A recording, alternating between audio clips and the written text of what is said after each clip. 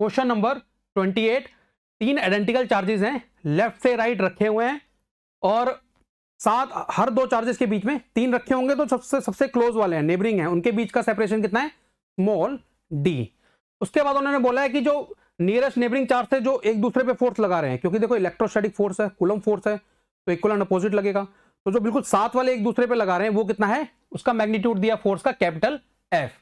आई cap x axis के long unit vector दिया हुआ है, तो आपको बताना है कि नेट फोर्स हर चार्ज पे कितना लग रहा होगा। तो पहले तो 3 चार्जेस बनाए जाए, चलिए यहां पे मैं एक चार्ज लेता हूं, ठीक है, एक चार्ज यहां पे लेता हूं और एक चार्ज यहां पे लेता हूं। अब सेपरेशन कितना दिया हुआ है, ये जो सेपरेशन दिया है ये दिया हुआ है डी, ये भी सेपरेशन दिया हुआ है कितना, डी, और 3 आइडेंटिकल चार्जेस हैं, तो ये हो गया क्यू, ये भी हो गया क्यू, ये भी हो गया क्यू। अब बात यह है बच्चे कि ये और ये इनके बीच में जो इक्वल एंड अपोजिट फोर्सेस लगेंगे वही दिया है कैपिटल एफ, और वही कैपिटल एफ कौन सा फोर्स है, तो इसके और इसके बीच में लगेगा, क्योंकि कूलम फोर्स है, इक्वल एंड अपोजिट लगते हैं। तो उसको अगर मैं लिखूं या मैग्नीट्यूड वाइज तो कैसे लिखूंगा, F equal to 1/4 pi epsilon not Q into Q upon D square, ये आ जाएगा कैपिटल एफ की वैल्यू। अब आई कैप भी बता देता हूं आपको मैं, आई कैप की डायरेक्शन बच्चे ये है, का मतलब अगर ये डायरेक्शन आप लेके चल रहे हो तो ये क्या होगी, माइनस आई कैप की होगी। तो वेक्टर फॉर्म में जो हमको निकालना है उसको फाइंड आउट करेंगे। सबसे पहले तो हम यहां तक पहुंचे हैं। अब बच्चे बात आती है कि यहां पे नेमिंग करनी है, नेमिंग कर देते हैं।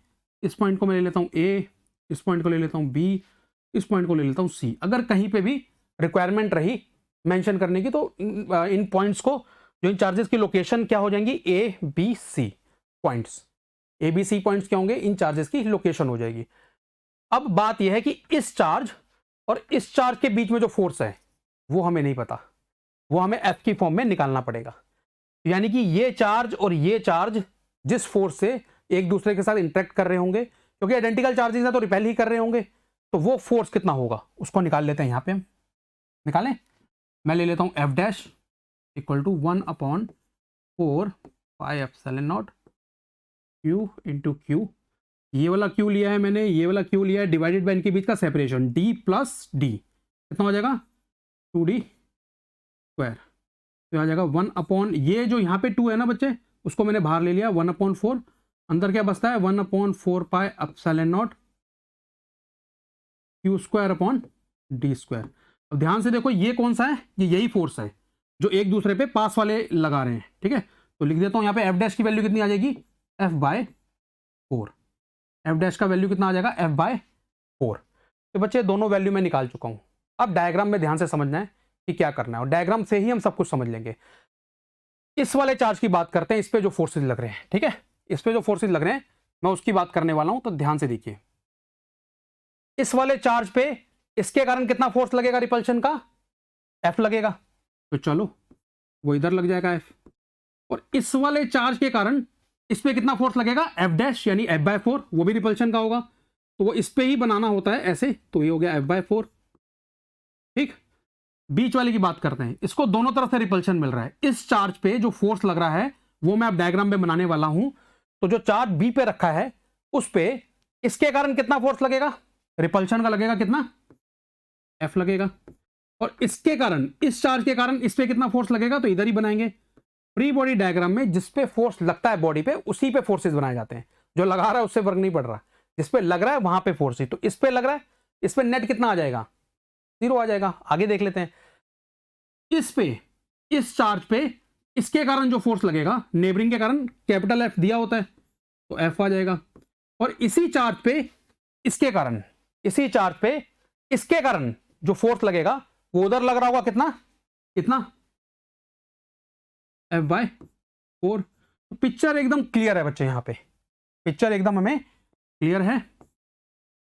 अगर मैं इस फोर्स की बात करूं, इसको वेक्टर फॉर्म में लिखूं, तो मैं क्या लिखूंगा, f plus f/4, f plus f/4 कितना हो जाएगा, 5f/4 हो जाएगा। बट ये लग किस तरफ रहा है, माइनस आई कैप डायरेक्शन में है ना, इसका यूनिट वेक्टर कितना दिया, माइनस आई कैप, तो इसको मैं कैसे लिख सकता हूं, 5f/4 माइनस आई कैप। क्लियर, बी की इस फोर्स इस चार्ज की बात करते हैं जो बी पे रखा है, इस पे इधर भी एफ है इधर भी एफ है, तो नेट कितना लगेगा 0। इसका अगर रिजल्टेंट निकालोगे दोनों फोर्सेस का तो 0 आने वाला है। बात करते हैं जो पार्टिकल सी पॉइंट पे रखा हुआ है, जो चार्ज पार्टिकल सी पॉइंट पे रखा है, उस पर इधर कितना लग रहा है कैपिटल एफ और एक और लग रहा है कैपिटल एफ बाय 4, तो कितना हो गया टोटल 5F/4 हो गया, 5F/4 हो गया। मगर डायरेक्शन क्या है, आई कैप की डायरेक्शन है, ये आ गया आई कैप।